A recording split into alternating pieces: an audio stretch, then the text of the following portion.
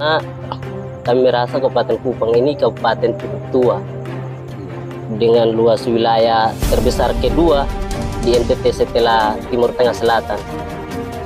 Sehingga apalagi Bung Ito, kita tahu bersama bahwa Kabupaten Kupang ini sudah beranak dua.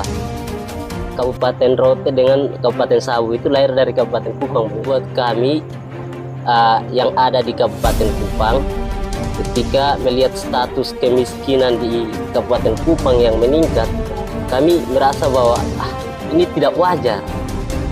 Tidak wajar.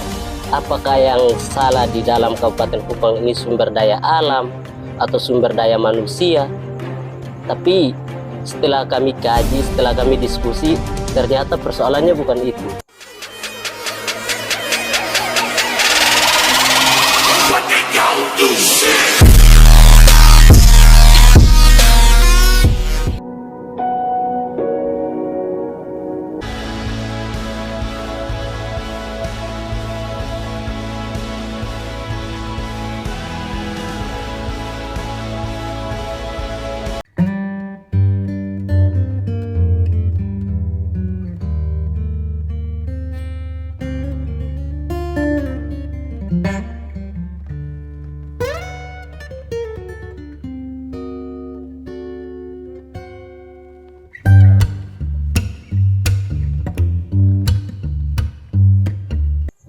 Halo teman-teman Katong Baca Cerita, kembali lagi bersama kita di Katong Baca Cerita, tentunya bersama dengan saya, host Idaman Ito Daman. Kali ini kita akan bercerita dengan salah seorang pimpinan organisasi yang ada di Kota Kupang. Dia memimpin salah satu organisasi untuk wilayah Kabupaten Kupang. Selamat malam, Ketua Mel. Selamat malam, Bung Ito. Ini panggilannya itu, nama lengkapnya siapa? Melianus Rolinson Aropada. Nama panggungnya ada, Bung Ito. Nama panggung ada? Ya, nama panggung itu Melinho. Biasa sering manggung stand up. Oh, jadi Pak Ketua ini stand up juga? Ya, oh, stand hobi. up juga, hobi. Jadi saya itu nama panggungnya Melinho. Masih turunannya dari Korea. Begini-begini orang Korea, Bung. Jadi sebelum jadi ketua, Ketua Mel ini aktif di stand up. Ya, sebelumnya aktif di stand up. Di Kupang ini stand up komedi itu ada grupnya itu? Ada stand up komedi, stand up komedi Indo Kupang. Iya. Dengan Dewan Lucu NTT. Awalnya saya gabungnya di Dewan Lucu NTT. Maksudnya kenapa tidak geluti dunia stand up? Awalnya sempat jatuh cinta. Iya. Hanya karena tidak pernah juara, akhirnya memilih mundur. Soalnya kan banyak di Indonesia khususnya ya, bahwa orang yang sering buat guyon, buat lucu, itu mereka bisa mendapatkan penghasilan. Ya, ada. Memang benar, waktu saya masih aktif di stand up, sering kita ikut lomba, ikut open mic. Hanya memang saingannya juga banyak di NTT. Iya. Ada banyak yang sudah senior di stand up. Akhirnya memang ya mau dibilang kalah bersaing di situ. Akhirnya harus memilih mundur. Ketua lahir besarnya di Kupang atau di mana? Tidak, saya lahir besarnya di Alor. Alor. Oh. Iya, hanya SMP SMA-nya di Kupang. Di Kupang. Berarti mulai dari SMP itu sudah menetap di Kupang. Iya, sudah di Kupang. Dan KTP saya juga Kabupaten Kupang. Makanya, domisili di Oibelo. Kalau misalkan KTP-nya bukan Kabupaten Kupang, berarti tidak bisa dong jadi ketua? Tidak bisa. Memang itu salah satu kriteria di organisasi lokal. Iya. Jadi saya mengundang Ketua Mel hari ini karena saya sempat membaca di beberapa media. Ya. Pak Ketua ini sangat rajin untuk mengomentari para pejabat pemerintahan Kabupaten Kupang dalam hal kebijakannya, terus program-program yang dibuat. Sempat kemarin saya baca itu Ketua Mel itu diwawancara oleh Abang Gega kalau saya. Ya, Abang Gega. Itu dari media apa itu? Dari media online. fakta fakta lain. Iya. Media online fakta lain itu berkaitan dengan Tingkat kemiskinan. tingkat kemiskinan di Kabupaten Kupang. Bagaimana pendapat Ketua melihat tingkat kemiskinan, bahkan Kabupaten Kupang sendiri masuk di kategori peringkat ketiga Ya. NTT. Jadi memang persoalan kemiskinan itu sampai kenapa kita sebagai aktivis organisasi mahasiswa, kenapa kita harus berbicara, ya toh.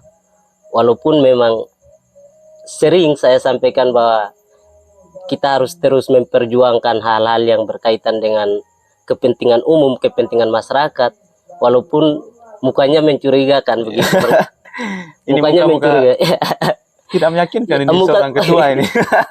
Muka tidak meyakinkan. Ya, tapi Hanya lihat dulu cara berpikirnya. kita harus ukurnya bukan dari rupanya. Iya. Kita lihat lebih pada bagaimana cara kita melihat persoalan-persoalan yang terjadi di masyarakat.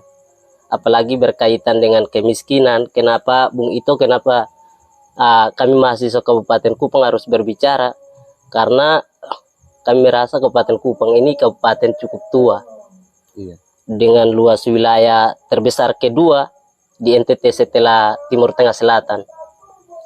Sehingga apalagi Bung Ito, kita tahu bersama bahwa Kabupaten Kupang ini sudah beranak dua.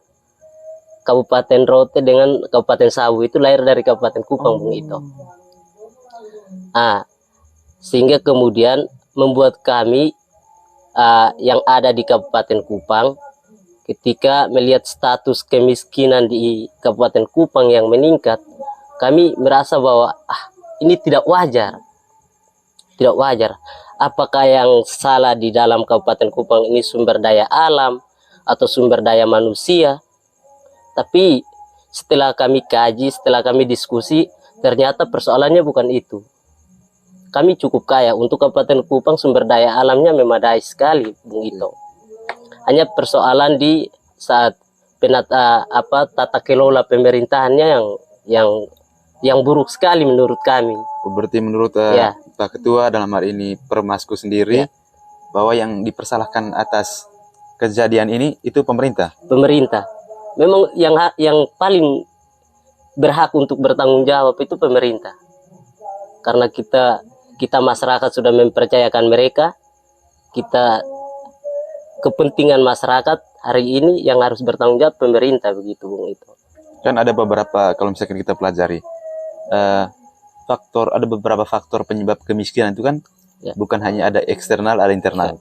Dari pemerintah sendiri, terus dari masyarakat juga. Apakah ini tingkat kemiskinan di Kabupaten Kupang meningkat ini murni kesalahan pemerintah atau masyarakat juga?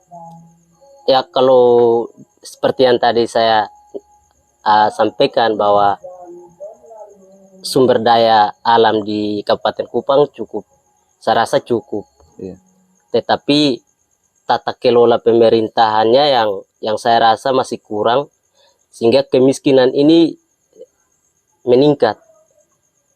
Karena kalau kita lihat bahwa misalnya sumber daya alam, saya rasa dengan luas wilayah saja kita bisa secara logis kita berpikir bahwa tentunya pendapatan daerah juga besar. Kemudian berkaitan dengan program-program kerja pemerintah, saya rasa Bang Ito ada beberapa program unggulan dari pemerintah Kabupaten Kupang yang saya sendiri secara pribadi bahkan secara organisasi kami apresiasi itu. Soal revolusi 5P. Sempat saya sampaikan juga di saat diwawancarai media online tuh. Mungkin Abang Ito sempat 5P baca. itu Revolusi 5P itu ada pertanian, peternakan, perikanan, kemudian perkebunan, dan pengembangan pariwisata. Revolusi 5P.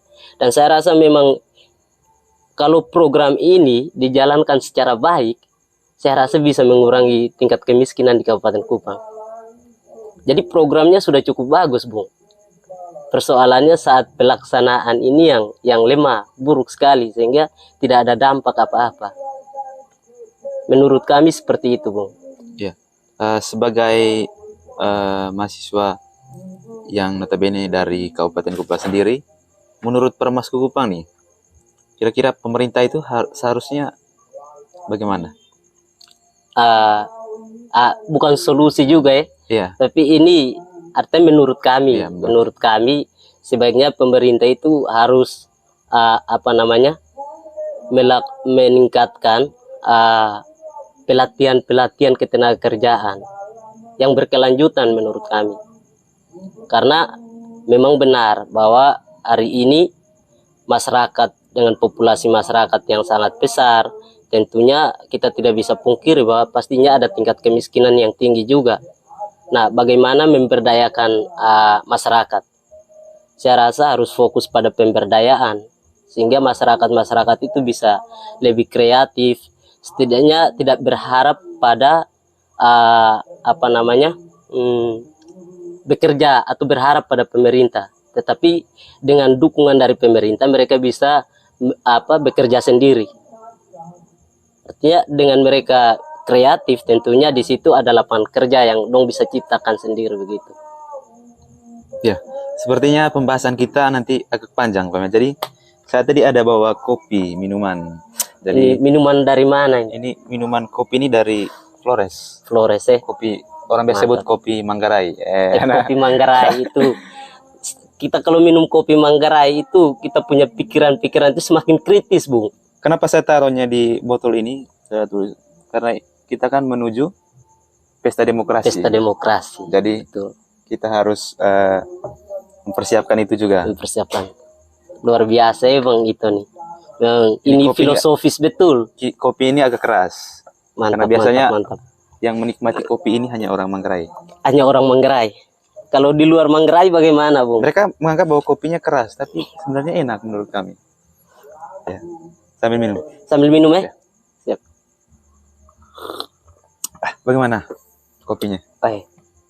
Ini kopi ini memang betul-betul penuh makna, dia punya rasanya, dia punya tempatnya, semua. Mungkin memang, bisa buat opini loh, kopi itu penuh rasa. Pokoknya ini semua penuh rasa, makanya saya bilang menuju pesta demokrasi juga harus lebih pada rasa, pakai rasa lah. Iya. Baik, Pak Ketua, sebentar lagi kan diadakannya pesta demokrasi. Tentunya Bupati Kupang sendiri akan digantikan. Ada pemilihan. Menurut Pak Ketua Mel, Bupati yang sekarang apakah akan bisa melanjutkan tugasnya Bupati dalam hal ini, bisa terpilih di tahun 2024 ataukah perlu diganti?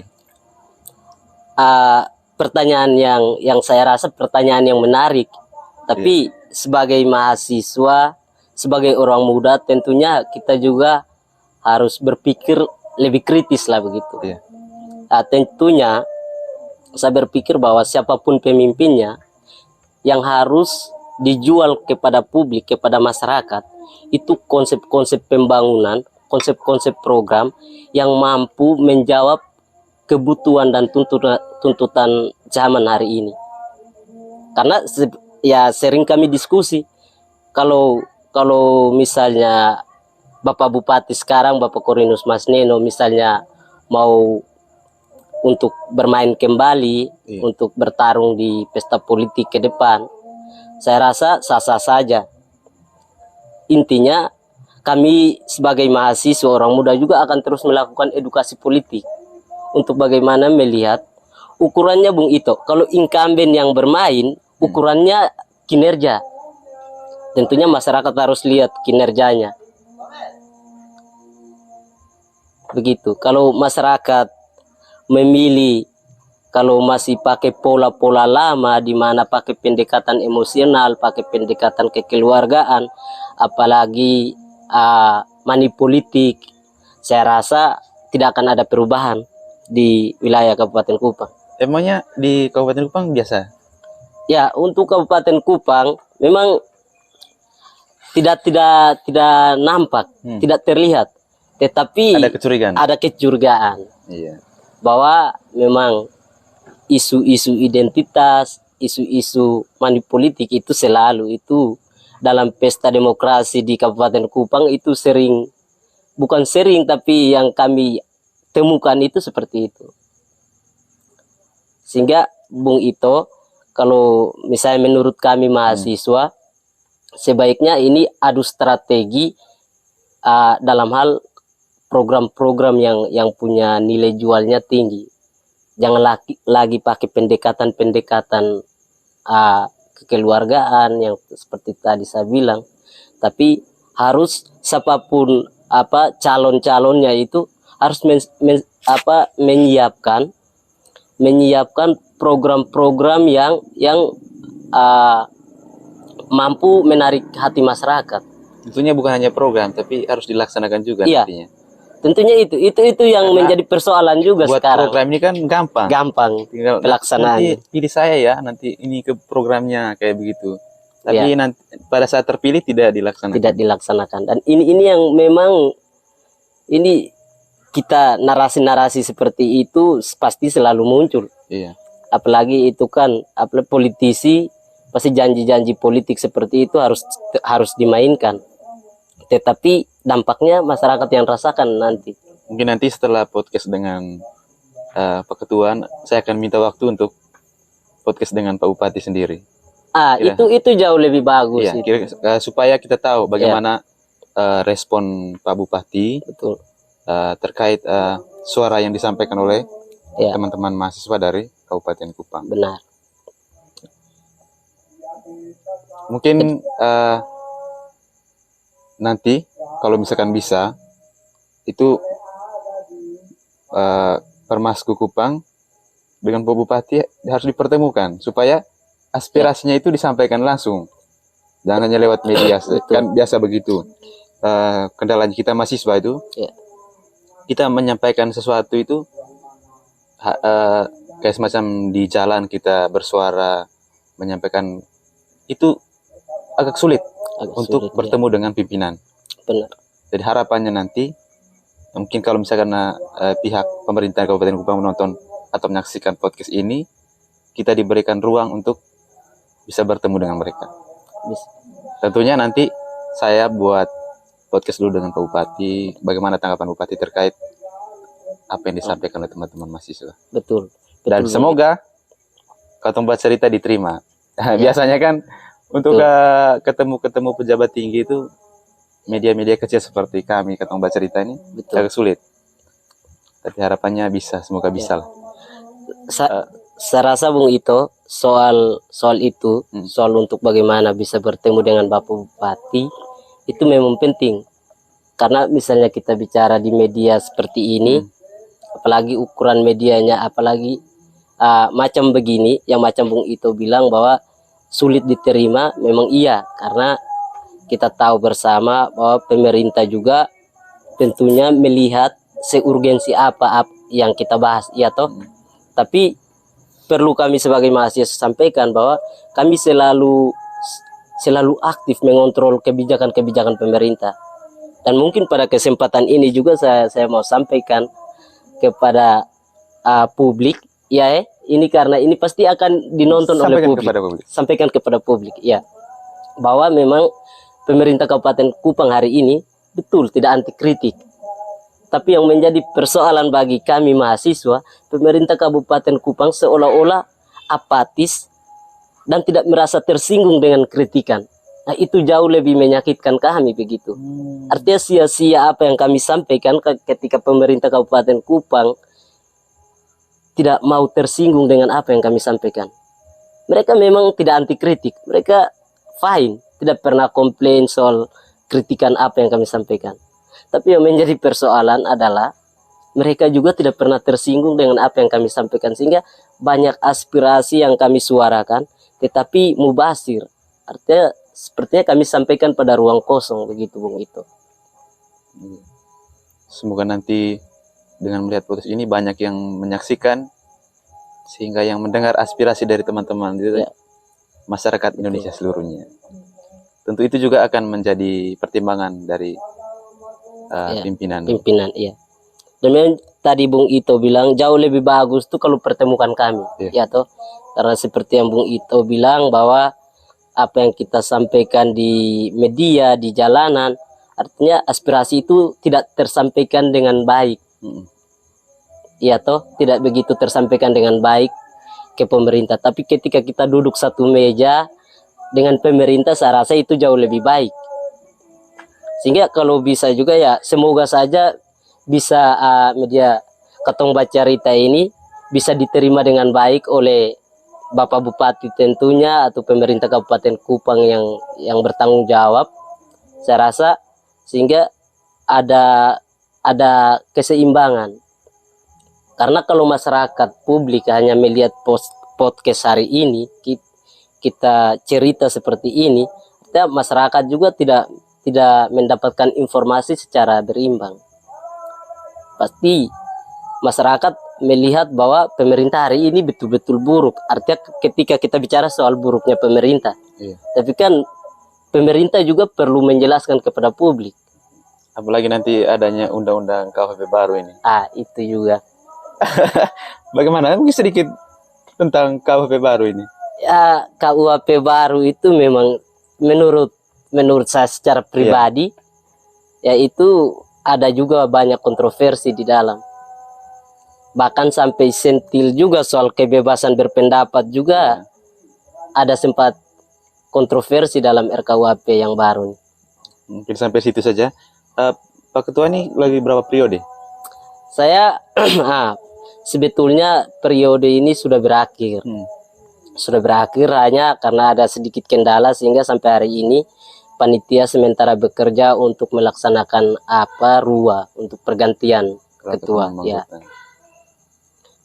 Semoga nanti ketua yang terpilih nanti tetap mempunyai jiwa-jiwa semangat seperti Pak Ketua Mel untuk berani menyampaikan aspirasi dari masyarakat. Tuh harus didoktrin itu. Ya tuh kaderisasi dalam organisasi kan seperti itu. Harus doktrinnya satu, doktrinnya sama. Jadi siapapun kader Permasku tentunya cara berpikirnya sama. Karena sebelumnya kan kita ini kan sudah saling kenal. Saya kenal Bung Ito, kita sama-sama seperjuangan di PMKRI. Ketika kita belajar di sana, kita punya cara berpikir yang sama toh. Ada karakter kadernya, ada cara berpikir kadernya. Nah, ini juga akan kami pola seperti itu tetap ada juga di Permasku gitu. Sehingga saya yakin bahwa siapapun kader yang terpilih untuk menjadi ketua Permasku tetap harus seperti itu. Terus harus berjuang dengan berpihak pada masyarakat. Terima kasih Pak Ketua sudah berdiskusi atau bercerita di Katong Bercerita. Mungkin ada yang mau disampaikan kepada masyarakat Kabupaten Kupang, kepada pemerintah Kabupaten Kupang dari Ketua Perhimpunan Mahasiswa Kabupaten Kupang. Silakan. Baik, yang pertama saya juga minta terima kasih banyak kepada Bung Ito selaku ini pemilik sendiri media ini, Katong Bercerita. Ini beliau ini luar biasa karena masih mahasiswa, kemudian aktif juga di dunia aktivis, kemudian sekarang menjadi jurnalis, pembawa berita atau istilahnya apa Bung Ito? YouTuber pemula. YouTuber pemula. Ya semoga ke depan media ini juga bisa sukses. Amin. Bisa sukses. Yang mau saya sampaikan kepada masyarakat Kabupaten Kupang sebenarnya banyak hal. Tapi saya persingkat saja Bung Ito. Masyarakat Kabupaten Kupang hari ini betul-betul dilema, di mana semua sadar bahwa kita ini kabupaten yang tua, harusnya perkembangan di Kabupaten Kupang tidak boleh kalah dengan kabupaten-kabupaten yang kita peranakan. Ada Kabupaten Rotendau, ada Kabupaten Sabu, sehingga yang mau saya sampaikan kepada masyarakat Kabupaten Kupang, kita masyarakat Kabupaten Kupang harus sadar.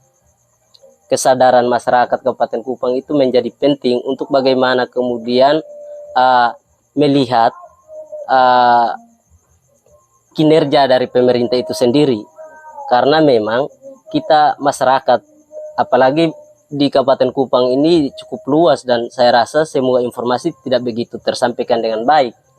Saya mungkin pada kesempatan ini saya menyampaikan bahwa sebentar lagi kita akan masuk pada pesta demokrasi, sehingga masyarakat Kabupaten Kupang harus bisa mampu memilih pemimpin-pemimpin yang betul-betul peduli dan pro terhadap masyarakat. Tidak boleh memilih pemimpin yang pakai pendekatan emosional seperti tadi kita diskusi, bahwa mungkin karena keluarga atau diiming-iming dengan uang. Itu saya harap untuk masyarakat Kabupaten Kupang tidak boleh seperti itu. Karena hari ini kita betul-betul dilema, dan menurut saya Bung Ito, Kabupaten Kupang harusnya tersinggung. Pertama, pemerintah wajib tersinggung ketika kita dilegitimasi sebagai kabupaten termiskin, harus tersinggung. Itu pemerintah harus, dan tentunya kita masyarakat Kabupaten Kupang juga harus tersinggung soal itu. Kita punya banyak sumber daya alam, tapi karena tidak dikelola begitu baik, pada akhirnya ya begitu. Kita ada di posisi ketika mahasiswa Kabupaten Kupang dipertemukan dengan orang teman-teman dari kabupaten lain, ketika tanya kamu asal dari mana? Iya. Kabupaten Kupang. Oh, kabupaten yang kategorikan miskin ketiga. Itu Pak. Sangat Betul. sakit menurut saya. Sakit kalau saya itu. di posisi Pak Ketua juga sakit. Itu benar-benar sakit. Itu lebih sakit dari orang patah hati itu kan. Benar. Namanya apalagi kita yang ada di lingkungan intelektual begini Bung Ito. Kita ada di lingkungan pergaulan. Tentunya kita orang-orang diskusi ini kan kita selalu membanding-bandingkan. Apa yang mau kita sampaikan, apa yang mau kita bandingkan dengan teman-teman dari kabupaten lain. Memang posisi kita seperti ini. Sehingga ini menjadi hal yang saya rasa perlu kami secara pribadi harus ini juga akan menjadi pertanyaan dari selain teman-teman mahasiswa dari organisasi lain. Ya. Ketika misalnya kan Pak Ketua menghadiri satu kegiatan di organisasi lain. Ya, benar. Mereka ada pertanyaan. Apa sih yang kalian buat untuk Kabupaten Kupang? Seperti itu tuh? Ya, benar. Melihat Kabupaten Kupang yang sekarang dikategorikan kabupaten termiskin ketiga di NTT. Dari itu tadi sangat luar biasa Pak Ketua sudah menyampaikan kepada pihak pemerintah untuk siap merubah Kabupaten Kupang. Apalagi seperti yang disampaikan tadi, ternyata Kabupaten Kupang ini induk dari dua kabupaten. Induk dari dua kabupaten. Iya, bisa dikatakan begitulah. Ya. Oke, terima kasih banyak Pak Ketua. Ya, terima kasih juga Bung Ito. Kan, Pak Ketua ini kan jago pantun, jago stand up lah. Stand up. Ada pantun tidak? Kalau pantun agak berat. Kalau pantun sekarang mungkin kan. opini. Kalau opini bisa, tapi kan waktunya juga terbatas tuh, jadi kita sesuaikan kalau untuk masyarakat Kabupaten Kupang pada umumnya lah. Pada umumnya saya rasa soal keseriusan dalam menghadapi pesta demokrasi ke depan itu saya rasa Bang Ito, mungkin apalagi Bang Ito ini juga bagian dari aktivis lah. Kita sama-sama perjuangkan itu. Nah, kalau berkaitan dengan hal-hal yang hal-hal internal organisasi yang tadi ditanyakan juga, saya rasa itu penting. Karena kita semua ini kan orang bergaul, kita jalan sini sana, tentunya itu menjadi beban juga buat kami. Jadi itu kalau untuk yang Bang Ito suruh saya ini, saya rasa saya sekarang ini harus jaga wibawa Bung Ito. Iya. Ya, kan saya sudah lepas mic nih. Kalau misalnya Bang Ito, ketika saya masih melucu, saya omong hal yang serius juga orang tidak bisa percaya.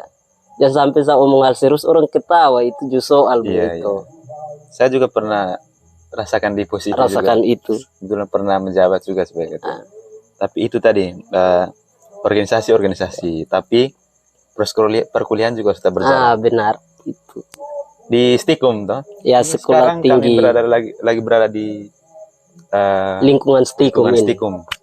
Ini loponya Stikum. Lopo Stikum. Ini bengkel Saya- ide Pak Ito. Ini kami juluki tempat ini bengkel ide. Bengkel ini. Iya. Jadi di sini tempat Di kumpulnya. tempat kumpulnya pikiran. ya pertukaran pikiran. Saya jauh-jauh dari kota tadi menuju sini Siap. Dan untuk bertemu Pak Ketua. ya siap. Dan satu lagi Bung Ito, ini juga penting bahwa kampus Stikum ini satu-satunya fakultas hukum yang ada di Kabupaten Kupang. Tadi kita lupa bicara soal pendidikan di Kabupaten Kupang, Iya. tapi mungkin di kesempatan lain. Kesempatan berikutnya. Ya, karena memang Kabupaten Kupang, pendidikan di Kabupaten Kupang juga belum begitu baik. Ini belum ada satu kampus yang artinya dari pemerintah itu belum ada di Kabupaten Kupang. Itu juga persoalan Bung Ito. Tapi saya sangat apresiasi Pak Ketua juga karena banyak orang-orang yang misalkan di kabupatennya sendiri ada kampus, tapi dia memilih kampus di luar. Iya. Pamer sendiri di Kabupaten Kupang ada kampus, Memilih sekolah di itu. istilahnya sekolah di kampung sendiri. Sekolah di kampung sendiri. Dan untuk membangun kampung sendiri. Luar biasa. Betul. Oke, terima kasih banyak Pak Siap. Ketua. Mungkin nanti ada waktu lagi untuk kita bercerita bersama terkait mungkin nanti hal-hal lain lah, bukan Ya, hanya siap. terkait apalagi Pak Ketua sebagai aktivis juga. Semoga apa yang disampaikan oleh Pak Ketua nanti di tahun 2024 terpilihlah orang yang Ya. dapat merubah wajah dari Kabupaten Kupang. Amin. Terima kasih banyak Pak Ketua. Siap. Terima kasih banyak teman-teman Sampai jumpa. Katong Cerita. Sampai jumpa lagi di episode berikutnya. Tentunya akan membahas hal yang edukatif dan inspiratif. Salam Katong Cerita.